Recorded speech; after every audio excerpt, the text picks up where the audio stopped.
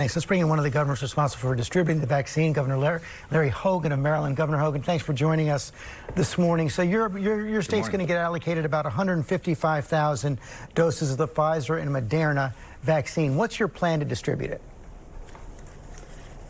Well, you know, that's not enough even to cover our frontline healthcare workers. We have about 300,000 of those. So our plan, which we submitted to the CDC, prioritizes the most vulnerable. So our frontline healthcare workers, our nursing homes, and then first responders. And as they come in, we just start working our way down that pyramid of a list. And so we're hoping to get maybe 300,000 by the end of December.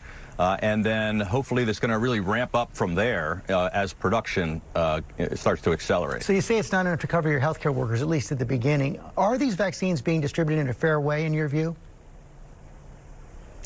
I think they are. You know, I've been critical when I thought that things weren't going well at the federal level. I think Operation Warp Speed is a tremendous success, and all of the communication that we've had with the folks at the federal level has been great, and they've got a good plan, I think, in getting these distributed. The question is just how fast can we get these vaccines out there to cover as many people as we can. And what's your advice to the people of your state as they're waiting for this vaccine? We just saw the mayor of Los Angeles, Eric Garcetti, say cancel everything.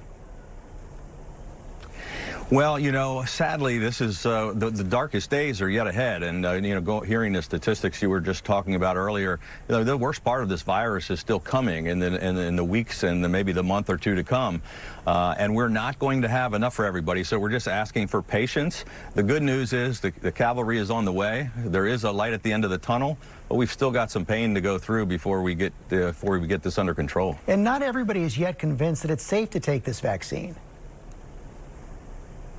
Well, it's really important that we're able to convince people that it's safe. I mean, some of the polling showed that somewhere over 50% of the people don't feel like they want to get a vaccine. We can't get this under control unless we get somewhere around 70% or more of the people to be vacctered. And Governor Hogan, so we've got to do a good job of convincing people. We sure do. We saw that moment at your press conference on Tuesday where you teared up as you were talking about the death of that one-year-old who suffered from COVID. The magnitude of the crisis really seemed to hit home for you in that moment.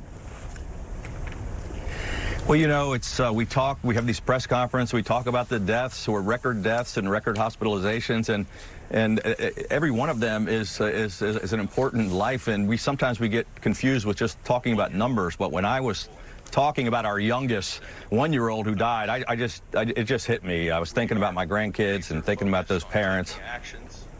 And Governor, have you been able to make contact with the Biden transition? Are you convinced that we're going to have a seamless transition when it comes to Operation Warp Speed, vaccine distribution, dealing with this pandemic? Yes. Well, I was concerned about that at first, but I'm feeling much better about it. With the leadership of the National Governors Association, we had a great conversation with President-elect Biden and Vice President-elect Harris. I'm very pleased that it sounds like the Coronavirus Task Force and the current administration is now including them in briefings and bringing them up to speed, because we're in the middle of the worst battle of this war, and the handoff has got to be smooth. We've got to work together. There's got to be no politics in this virus. Governor Hogan, thanks very much for your time this morning.